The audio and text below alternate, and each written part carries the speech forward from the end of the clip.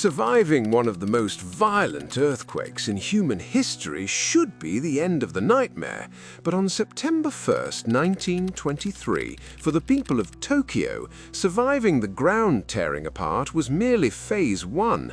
The greatest threat wasn't beneath their feet, it was cooking their lunch. It is exactly 2 minutes to noon. Across tens of thousands of cramped paper and wood homes, rice boils over open charcoal braziers. By stacking 50,000 highly combustible houses into a single dense grid, municipal planners didn't just build a city, they engineered a perfect city-sized bomb.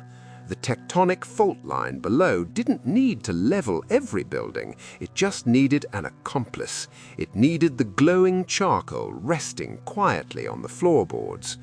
At 11:58 a.m., the deep friction lock snaps. The 14-second seismic jolt shatters the masonry, resolving the trap instantly. The tremor simply tips tens of thousands of lit stoves directly onto paper screens. In a matter of seconds, a mundane lunch hour is weaponized. Within 60 minutes, bewildered fire brigades are helplessly tracking exactly 130 separate ignition points across the grid. But beneath their feet, the underground water mains fracture, instantly killing the municipal pressure before a single hose can flow. How do you extinguish a burning postal code without a drop of water? You don't. You simply watch it burn. With zero emergency protocols for a simultaneous multi-ward ignition, the city is left defenseless, a massive combustion engine right at the moment the sky begins to darken. Ash coats the cobblestones. It makes you wonder. We look back at these 1923 zoning boards as foolish, but how many modern cities are sitting on their own hidden traps right now? Let me know down in the comments, what do you think is the most dangerous urban planning flaw where you live today? And if you want to see exactly how this gridlock of dry wood and fractured pipes is about to spawn a 300-foot fire tornado, hit the subscribe button, because what the wind does next defies belief. When the telegraph wires snap, there is no siren. The roaring heat is the only warning. Offshore, a typhoon is churning in the Sea of Japan. Its fierce southerly winds slam into the grid, turning Tokyo's narrow alleys into perfectly calibrated wind tunnels. Fire captains stand completely frozen next to useless horse-drawn pumpers. On paper, government zoning boards insisted the city was safely compartmentalized, but a firestorm doesn't care about ink on a map.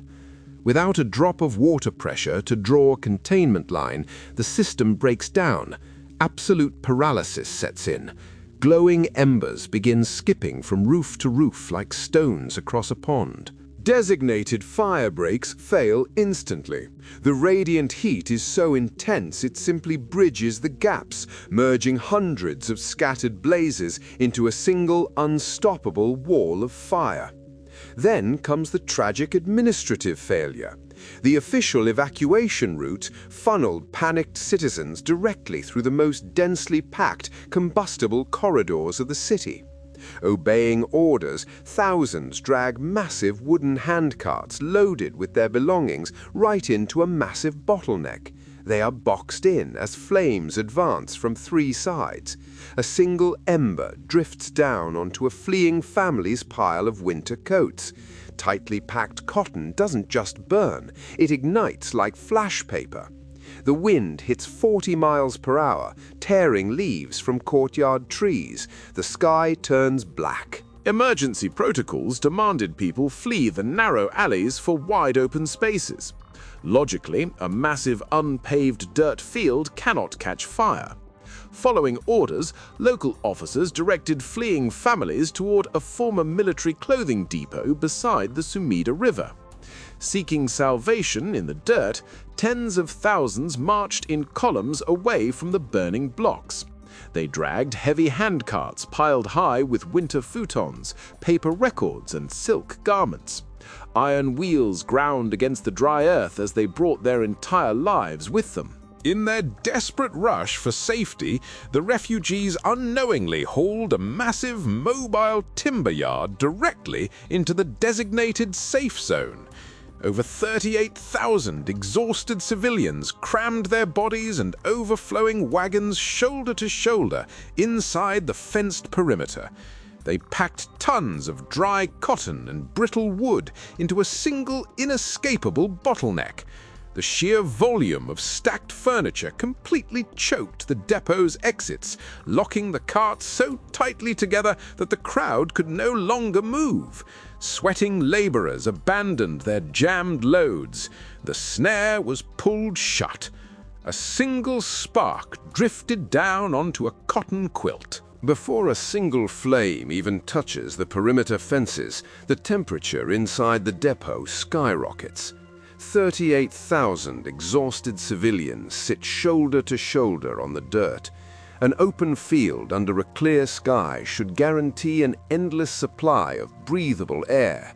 But the city is no longer a city. It's a massive, self-sustaining furnace. The radiant heat baking off the surrounding grid is so extreme that wooden handcarts parked in the dead center of the lot spontaneously ignite. No sparks ever touch the wood. The raw thermal radiation simply forces the packed cotton futons to burst into flames. A military guard drops his brass whistle.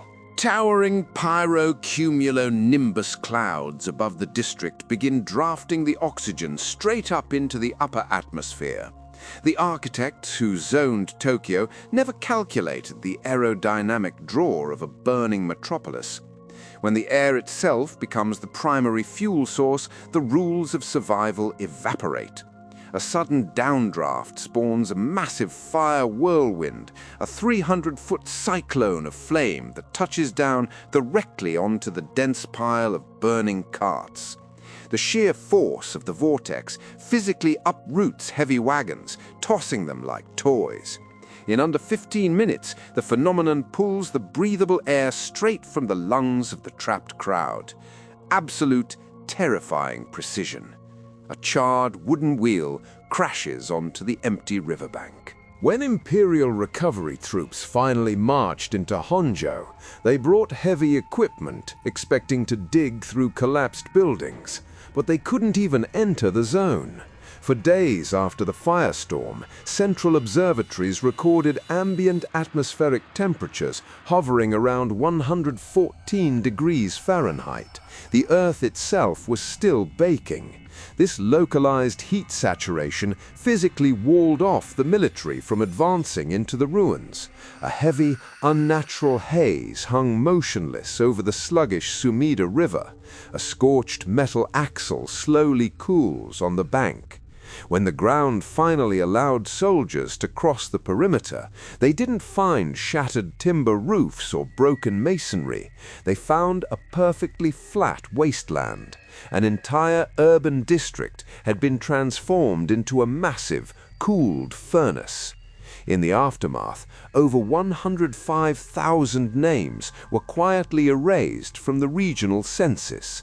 Total geographic deletion. It really makes you look at your own neighborhood differently.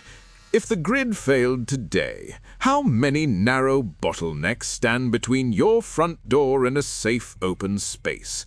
Let me know in the comments, because the planners of 1923 were absolutely certain they had it figured out too. The wind finally stops. Human instinct always tells us to flee falling structures and run for wide open spaces.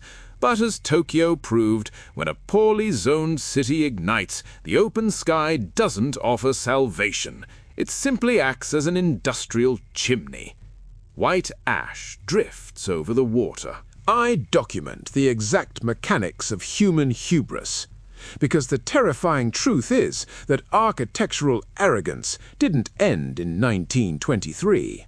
If you want to see which modern systems are quietly repeating these exact same historical mistakes, you are in the right place. Hit the subscribe button and join us at History Right Here, so you never miss the next breakdown.